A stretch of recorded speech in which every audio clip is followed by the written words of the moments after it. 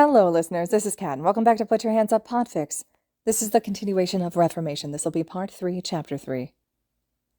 Class 1A were in their first class of the day when Bakugou's phone rang. Aizawa glanced up from the notes he was lecturing from to glare at the student. Phones are supposed to be on silent, Bakugou. You know this. It was on silent, Bakugou grumbled, yanking his phone out of his pocket. Only my mom's number is set to ring.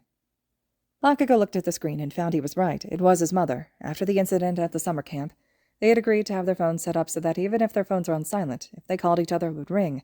That way, if there was an emergency, they could reach each other no matter what. Sir, I need to take this, Bakugou said. Put it on speaker. I want to know what's so important that she's willing to interrupt our class. It was easier to just do as he was told rather than argue. In the end, Bakugou was getting what he wanted, and that was all that mattered. He quickly swiped his finger across the screen to answer the call. Mom, what's the issue?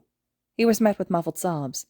Katsuki, Did you hear about the villain attack last night in our neighborhood? Everyone in the class froze, even Aizawa. Bakugou straightened in his seat. What? Are you guys okay? Your father and I are fine. Katsuki, it's the Midoriyas. The villain crashed into their building and used his quirk to completely destroy it. They found Inko's body, but they aren't sure if they have Izuku's. There were a few bodies so heavily injured that they can't identify who they are, but they're gone, Katsuki, they're gone. Bakugou didn't move. All the blood drained from his face, leaving him as pale as paper. His red eyes stared straight down at the phone, unseeing and unblinking. Kirishima climbed out of his seat and came over to Bakugou's side. Mrs. Bakugou, he said. I think Bakugou's pretty shocked. I'm going to hang up now and take him to Recovery Girl or something. Kirishima, why do you have his phone? He had to put his phone on speaker to be allowed to pick it up. I'm really sorry for your loss. Oh, shit, I think he's starting to hyperventilate, so I've got to go. Take care of my boy, she said, almost panicked, as Kirishima hung up. Aizawa made his way over as well, and was kneeling beside Bakugou. Bakugou, can you hear me? Aizawa asked carefully, putting his hand on the boy's shoulder. When Bakugou flinched, Aizawa let go. Bakugou, I'm sorry that I made you put the phone on speaker. I will not be doing it again. You're dismissed from class for the rest of the day. Kirishima is going to walk you to Recovery Girl's office. You'll be staying there until she says you're allowed to leave. No, Bakugou croaked out. What? No, I need to go. I need to go over there. I have to find him. Bakugou had struggled to get out of his seat, but was quickly grabbed by Aizawa. There's nothing you can do, Bakugou. I never apologized. Fuck! I need to find him and apologize. I promised myself I would. You have to let me go. Bakugou had snarled, tears welling in his eyes. He tried to shove Aizawa off, only to weakly push at his shoulders. Kirishima wrapped Bakugou in his arms, and let Bakugou bury his face in Kirishima's chest. Aizawa gave Kirishima a nod. I'll take him to Recovery Girl, Kirishima said, already guiding Bakugou toward the door. Stay with him until he calms down. We can share a room, Izuku, Toga excitedly said, dragging Izuku through the hideout.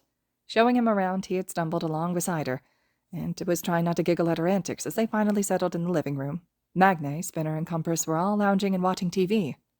We'll have to get you a bed or something, but there should be room. Oh, maybe we can get a bunk bed. That would be so fun. Also, sharing a room with me would be a lot better than sharing with Dabi or Twice or any of the others.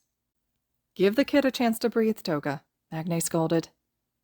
You're going to need a villain name, too, unless you want to use your real name like me, Toga continued. Izuku awkwardly rubbed the back of his head. I don't know how much villain work I'll really be doing since I'm not really great at fighting.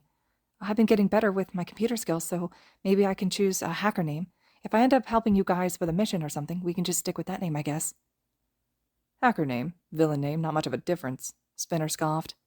Hush, Magne said, swatting at his leg. I think it's a good idea. What were you thinking, Midoriya? Well, I was thinking about using Deku. This friend I had as a kid would call me that to call me useless and make fun of me for being quirkless, but I want to take it back, you know? Reclaim it. Toga squealed, clapping her hands together excitedly. It's so cute! I love it! Spinner leaned forward in his seat. All right then, Deku. Show me what you can do with the computer, I'm curious. Izuku, newly coined as Deku, sat down next to Spinner and pulled his laptop from his backpack. With a few keystrokes, Deku had the computer booted up and had the Wi-Fi pinging through various satellites, hiding his actual location. Okay, I'm set up. What would you like me to hack? The CCTV cameras in Hosu City, Spinner said, the answer immediate. I want to see the hero killer stain on his last night as a free man. Deku nodded.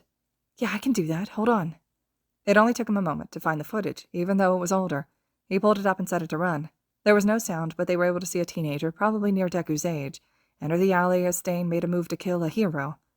The teenager's hero costume was similar to Ingenium's, making Deku wonder if the boy looked up to the retired hero. The pair talked for a moment.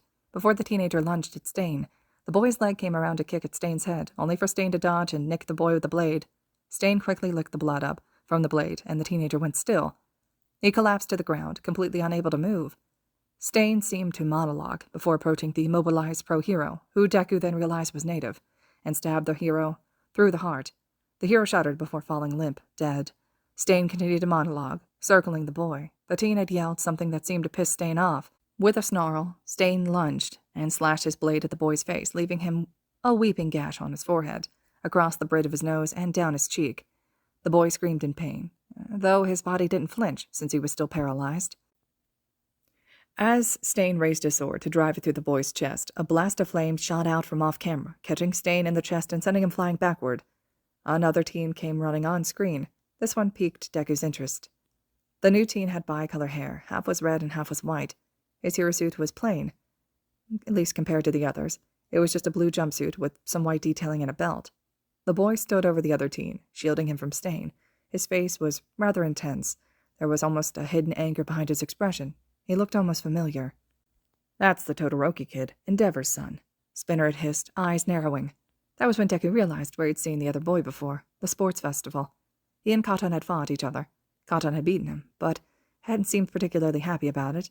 Back then, Todoroki had only used ice, though the commentator had said the boy had half hot, half cold for a quirk. Deku had been curious back then about what that had meant.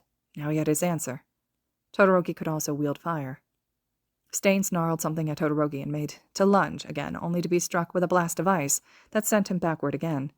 The wounded boy on the ground was shouting again, though neither Todoroki nor Stain responded. Before Stain could get up again to attack, Todoroki formed a wall of ice that spanned the alley, splitting Stain away from them. As soon as the wall was up, Todoroki was trying to lift the other boy from the ground, quickly trying to make his exit. Just as he got to the entrance of the alley, Stain leapt to the top of the ice wall and threw a knife at the two teens.